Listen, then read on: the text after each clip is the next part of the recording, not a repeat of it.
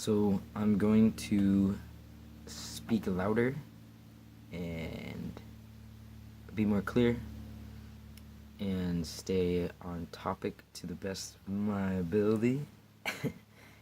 And yes, so yesterday I had my mind spinning around in circles when somebody asked me, how'd you do it and when'd you know? When it came to waking up. And you're like, what, with what?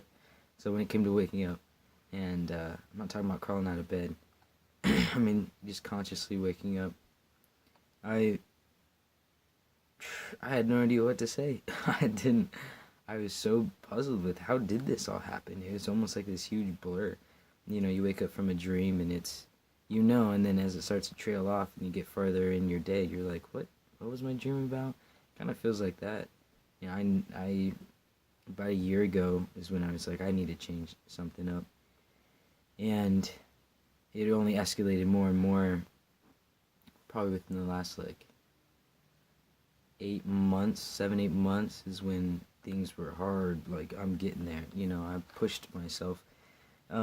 First thing I did was know that, I think, what happened was I hit a point where I was so stumped with the fact that, trigger warning, I was thinking about suicide in a way where I didn't want anybody to know. I didn't want to ask for help, but it was just seemed like that's the option. And before, while I've been younger, since about 14, I've been dealing with that. And I was so terrified that I wanted to reach out to people.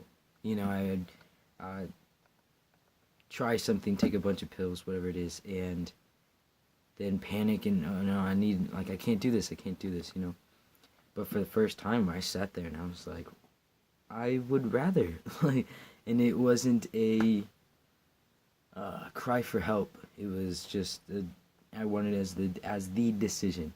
So at that point, I was in a very lonely spot. I didn't have anybody around. I at that point was starting to realize I really cut off a lot of friends and I isolated myself. And my ears ring. And so, anyways, back on topic. So she asked me how to know and stuff. I just felt like there was no other option. So I decided that I was going to procrastinate it. I was going to put it off and just see how I keep feeling and continue isolating. One of the things that I think that really set things off was the first thing that happened was that I would put headphones on and I would listen to some binary beats or 432 hertz or something that repairs your brain, because I also had a serious head injury when this all started to happen as well, almost a year ago, that I would close my eyes, the room would be totally closed, I might light some incense or something like that, and I would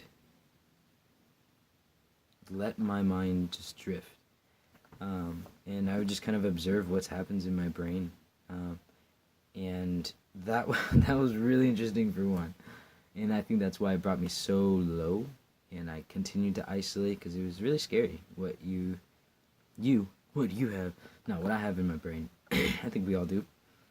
And anyways, soap. So I'm understanding how my brain was starting to work, and I also, from this head injury, I've been starting to get some synesthesia. My senses kind of jumble up, so I really was emotionally and more I really was getting into music. So that was never something I could do before. I have these tiny little paws, right? And never really thought about being able to do much on the guitar except for flip it over and drum on it. So I started to play with the guitar and can't read music, can't read notes, and but it made sense to my brain. It's something small like that that was something that, whether it was ever going to be any kind of career, it was something that made sense to me, and so I liked it. Then I started to draw in a different way. I was a tattoo artist, and I started doing a different way than I was structured to, and it started to make sense. And I started to realize before I knew it, I'm exploring my inner self. And without having these outside influences of what you see on TV and what you see from your friends and social media, because I cut all that out too, that you have no choice other than to face whatever's in the mirror. And what's scary is that you don't see it because there is no mirror. You know, you close your eyes and this is reality. So the proof is in the pudding, and I don't really like pudding, but I like the proof. And along with that, everything starts to kind of change, but back on topic. Hey. So I tell this lady, tell her. So I says to her, right? I says, cut him off. Cut everything off. If you have to quit your job, cut it off. Have faith. The most important thing I think I did for myself was start to have faith. You know, I felt like a weirdo for reading articles and listening to articles about higher self and the universe and this message, synchronicity, and all these what I am means, what I am that I am means, and really looking into this and seeing reality for what it really is, and not what unfortunately people are so brainwashed to see. But every day I decided to keep going, and some days I would just literally, it was, all right, I'll do it tomorrow. In terms, honestly, of ending myself. I'll just say it. I said, you know, tomorrow,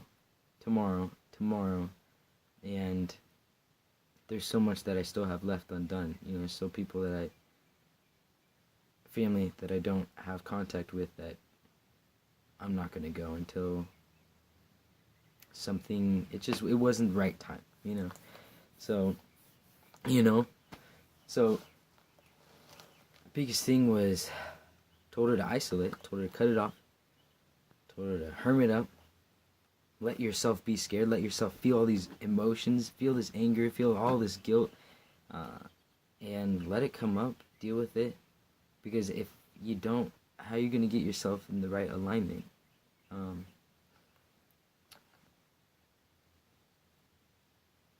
Ta-da. I'm going to leave it at that. Thank you. I love you all.